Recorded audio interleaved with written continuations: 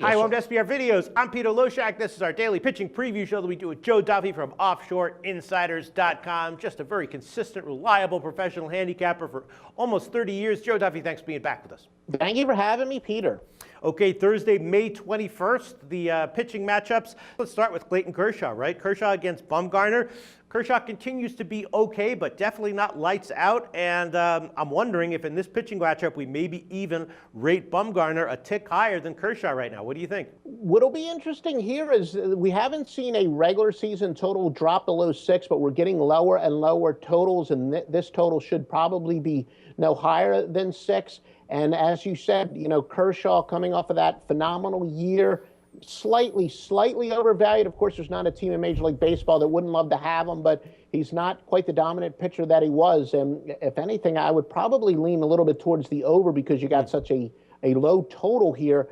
And you might be right. At this point of the season, and Madison Bumgarner, we know that he can pitch well in big games. I probably would give the slight advantage to San Francisco, but there's not a lot of margin of error here, so I would probably lean towards an over. Okay, and then Chris Tillman is starting for Baltimore. He has had just basically an ugly season, disaster. Most of the innings that he goes out there, he's going to be at home against Seattle, a team that has a lineup that can be productive, especially on the road. Do we think Tillman just gets is vulnerable to getting crushed here again? Most likely. He's obviously struggling greatly and wouldn't even be in a lot of rotations, so there doesn't seem to be any reason not to expect him to get slapped around a little bit more again. And then 3 games I want to talk about, all with questionable pitching matchups. The first one, Matt Shoemaker and R.A. Dickey, both seem pretty vulnerable. Shoemaker probably with more of an upside than Dickey. Dickey, once in a while has a good start, but usually has a very mediocre start or gets hit pretty hard. Is Dickey basically an auto fade now? I don't know if I would say he's got more of an upside because that's the magic of these knuckleball pitchers. Once they get in a groove, and, of course, Dickey a few years ago, it's hard to believe he was actually a Cy Young Award winner. We haven't seen him approach that since going to Toronto. But, look, right now these knuckleballers, they always do tend to be more streaky than most pitchers out there. So while he's struggling, I probably would fade Dickey. That's not to say that a month down the road he's capable of being one of the hottest pitchers in baseball, but if anything, I think I would probably fade Dickey at this exact moment more than just about anybody. And then Garza and Tehran, both those guys, have some decent stuff, but in general, both looking very vulnerable. Milwaukee and Atlanta, not super formidable lineups, but I get the sense that they have the bats to take advantage of guys who are struggling and off, as possibly both Garza and Tehran will be very likely at least one of them, right, Joe? Yeah, Tehran, he turned it around a little bit. 2 of his last 3 starts have been good. I thought it was another game that I lost, as I recall, after he finally had a quality start. I said, look, he's clearly better than he showed in his first several outings, and I wound up riding him. Then he got slapped around, and then he came back with another good outing.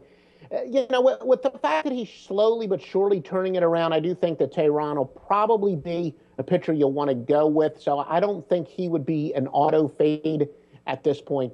Maybe a slight pitching advantage there. I do look for him to continue to turn things around. Okay, and then I don't really like to call games in Coors a bunch of days out, but Jerome Williams against Jorge De La Rosa in a day game at Colorado. Are we just going to see fireworks here? That's a bad combination. Jerome Williams, I mean, he's been throwing beach balls up there. Last 3 starts, 6.91 ERA and 14 in the 3rd innings pitch. I mean, that just has trouble written all over it. You probably want to fade him in the first 5 innings for sure. Even with De La Rosa on the other side, you want to fade Jerome Williams on the first 5 and going with De La Rosa?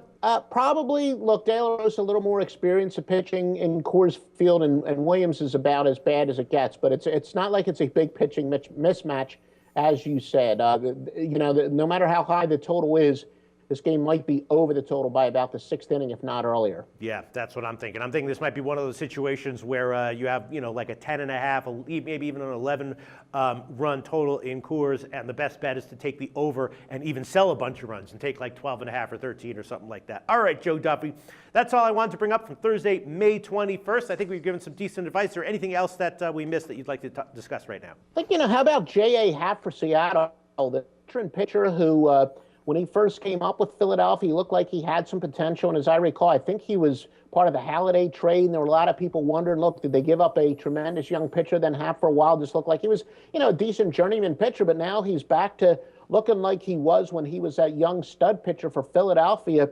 And, he's got a 2.98 ERA and 45 and a third innings pitch. And he does have a track record that says he's capable of pitching well. He's probably a guy that you want to bet on at this point. Yeah, we already mentioned Chris Tillman, a guy who I'm thinking might get crushed here once again, as he has all year long. Joe Duffy from OffshoreInsiders.com. Thanks so much. Talk to you again very soon.